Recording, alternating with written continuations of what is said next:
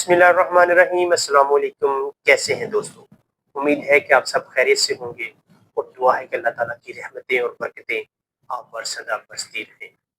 درود و سلام ہو نبی آخر زمان حضرت محمد مصطفیٰ صلی اللہ علیہ وآلہ وسلم کی ذات بابرکات پر جو وجہ تخلیق کائنات ہے۔ آج کی اس ویڈیو میں ڈسکس کرنے جا رہے ہیں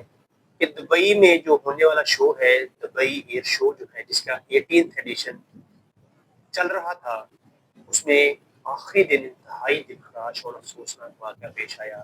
کہ انڈین تیجاس جو ہے وہ گر کر تباہ ہو گئی۔ پورے دبئی ایئر شو کی جو کلوزنگ سرمنی تھی وہ کہنے کے غم میں بدل گئی۔ کلوزنگ سرمنی کو سمیٹ دیا گیا اور اسی معاملے کی کھوج کو لگانے کے لیے، اس کا پتہ لگانے کے لیے تمام تر انویسٹیگیشنز انیشیٹ کر دی گئی۔ آج کی اس ویڈیو میں ہم کوشش کریں گے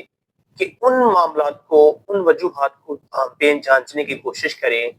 کہ دبئی ایئر شو میں انڈیا کا جو تیجاس ہے وہ کیوں گر کر تباہ ہوا ہے۔ ویڈیو شروع کرنے سے پہلے آپ سے ریکویسٹ ہے کہ اگر آپ نے ہمارے اس چینل کو سبسکرائب نہیں کیا تو کائنڈلی ہمارے اس چینل کو سبسکرائب کر دیں، ویڈیو کو لائک اور شیئر کرنا بھی نہ بھولیے گا۔ دبئی میں 18th ایڈیشن چل رہا تھا دبئی ایئر شو کا، جو کہ 21 نومبر کو اختتام ہو رہا تھا۔ 17 سپٹمبر سے شروع ہونے والا دبئی ایئر شو 21 نومبر کو جو اپنا آخری دن چل رہا تھا اس میں اس وقت ٹوسٹ آ گیا جب اچانک سے انڈین تیجاس گر کر تباہ ہو گیا۔ تمام جو اسپیکٹیٹرز تھے وہ اس کی ویڈیو بنا رہے تھے اور ان کی ویڈیو میں یہ تمام تر جو مناظر ہیں وہ سمٹ کر رہ گئے کہ کیسے انڈیا کا تیجاس گر کر زمین بوس ہو گیا ہے۔ دوسرے الفاظ میں یہ کہنے کہ انڈیا کا جو غرور ہے وہ دبئی کی خاک میں مل گیا۔ دیکھتے ہی دیکھتے انڈیا کا غرور دبئی کی خاک میں کیسے مل گیا، ان تمام معاملات کو، سوالوں کو دیکھنے کی، بھانپنے کی اور جاننے کی کوشش کریں گے آج کے اس ویڈیو میں۔ سب سے پہلی بات، دبئی ایئر شو کے جو کہنے کے پروٹوکول سیٹ کیے گئے تھے ان میں سب سے یہ نمایاں بات تھی کہ کوئی بھی جہاز جو ہے وہ اپنی باری میں، اپنے کرتب دکھانے میں 300 فٹ کی جو منیمم ہائٹ ہے اس کو برقرار رکھے گا، اس سے نیچے نہیں آئے گا۔ سب سے بڑی جو غلطی ہے کہہ لیں وہ انڈین پائلٹ کی، وہ یہ ہے کہ وہ 300 فٹ سے نیچے آ کے پرواز کر رہا تھا۔ دوسری غلطی جو انڈین پائلٹ نے کی، شاید آپ کہہ لیں کہ اس کی ٹریننگ کی یہ خامی ہے، ٹریننگ کی غلطی تھی کہ وہ 300 فٹ پر تو نیچے آ گیا تھا، اسے چاہیے تھا کہ جہاز کو سیدھے لیتے ہوئے اوپر لے جاتا، اس کی میکسیمم ہائٹ کو گین کرتا، لیکن پائلٹ نے 300 فٹ پر ہی اسے یکدم سے جب ٹرن کرنے کی، رائٹ یا لیفٹ ٹرن کرنے کی کوشش کی تو جہاز دھڑم سے زمین بوس ہو کر تباہ ہو گیا، جس میں پائلٹ کو بھی سنبھلنے کا موقع نہ مل سکا، پائلٹ بھی ایجیکٹ نہ کر سکا۔ اس کے علاوہ جو ابتدائی کہنے کے انویسٹیگیشنز سامنے آ رہی ہیں وہ کہ بہت کم میڈیا پر چیزیں آئیں گی، لیکن جو مین چیزیں آ رہی ہیں ان میں یہ ہے کہ شاید جہاز کا انجن جو ہے وہ ورک کرنے میں ناکام ہو گیا تھا، ورک نہیں کر رہا تھا، جس کی وجہ سے وہ دوبارہ سے اپنی ہائٹ کو گین نہیں کر سکا پائلٹ، اور اس نے جو ہجوم والی جگہ تھی جدھر اسپیکٹیٹر بیٹھے ہوئے تھے اس سے دور جانے کی کوشش کی تاکہ جہاز کو دور لے جا کر اسے گرا دیا جائے۔ اس کے علاوہ جو تکنیکی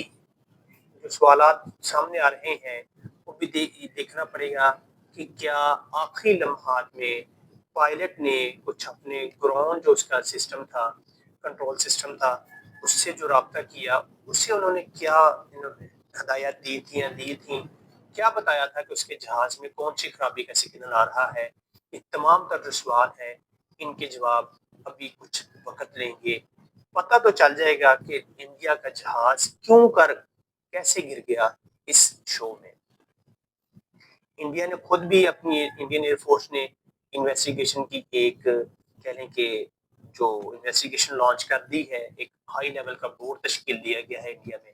جبکہ دبئی ایئر شو کی جو مینجمنٹ ہے وہ اپنے طور پر بھی اس سارے معاملے کی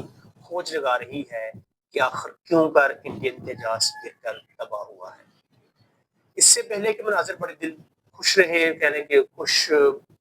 اچھے لمحات تھے کہ جب انڈین پائلٹس اور انڈین انجینئرز جو تھے وہ پاکستانی پویلین میں آ کر پاکستان کے جی ایف 17 تھنڈر کے بارے میں معلومات دیتے رہے اور پاکستانی جی ایف 17 تھنڈر کے ساتھ کھڑے ہو کر سیلفیاں اور فوٹوز بناتے رہے۔ کچھ حلقوں میں اسے انتہائی مثبت لیا جا رہا ہے کہ یہ بہت اچھی کہنے کی پروفیشنلزم ہے کہ آپ کسی دوسرے جہاز سے کی معلومات لیں، اس کے بارے میں دلچسپی رکھیں، لیکن دوسری ہی سائڈ پر کچھ لوگ اسے نیگیٹولی یعنی کمنٹ کر رہے ہیں اور انڈیا پر تنقید کر رہے ہیں کہ اسی جہاز کے پاس جا کے آپ تصویریں بنا رہے ہیں جس نے آپ کا ملیہ میٹ کر دیا تھا مئی میں، مارکا حق میں جس نے آپ کے رافیل گرا دیے اور آپ کا آدم پور والا جو کیمپ تھا اسے اڑا دیا، S-400 کا ملیہ میٹ کر دیا، آپ اسی کے پاس جا کر تصویریں بنا رہے ہیں۔ اس سے پہلے جب پاکستان کے جی ایف 17 تھنڈر نے اڑان بھری دبئی ایئر شو میں تو پاکستانی جی ایف 17 تھنڈر نے ہمیشہ کی طرح الحمدللہ اللہ تعالیٰ کی رحمتوں سے بہت عزت سے لیا تھی۔ پاکستانی پائلٹس نے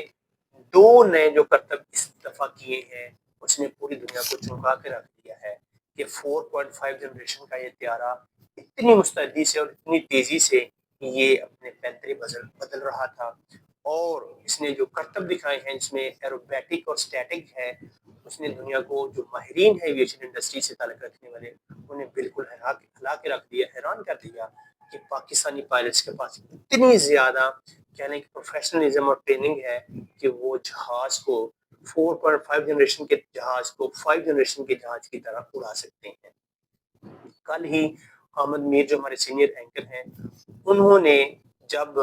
فرینچ نیوی کے جو چیف ہیں ان سے بات کی تو فرینچ نیوی کے چیف نے یہ کہا کہ رافیل کی کارکردگی میں کوئی فرق نہیں ہے، رافیل کی کارکردگی میں کہنے کے کوئی بہام نہیں ہے، یہ انڈین پائلٹس کی ٹریننگ اور ان کے پروفیشنلزم میں ایک کمی تھی جس کی وجہ سے رافیل جو ہے وہ گرے ہیں انڈیا میں۔ یعنی اس طرف سے بھی کنفرمیشن آئی ہے کہ مئی میں واقعی انڈین رافیل گرائے گئے تھے۔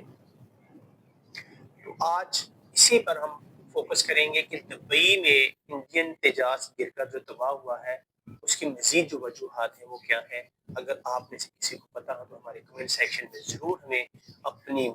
جو آراء ہے اس سے نوازیے گا، اسے بتائیں کہ انڈین تجاز کے گرنے کی اور کون کون سی وجوہات ہو سکتی ہیں۔ اب تک کے لیے اتنا ہی، فی الحال ہمیں اجازت دیجیے۔ اس سے پہلے پاکستان زندہ باد۔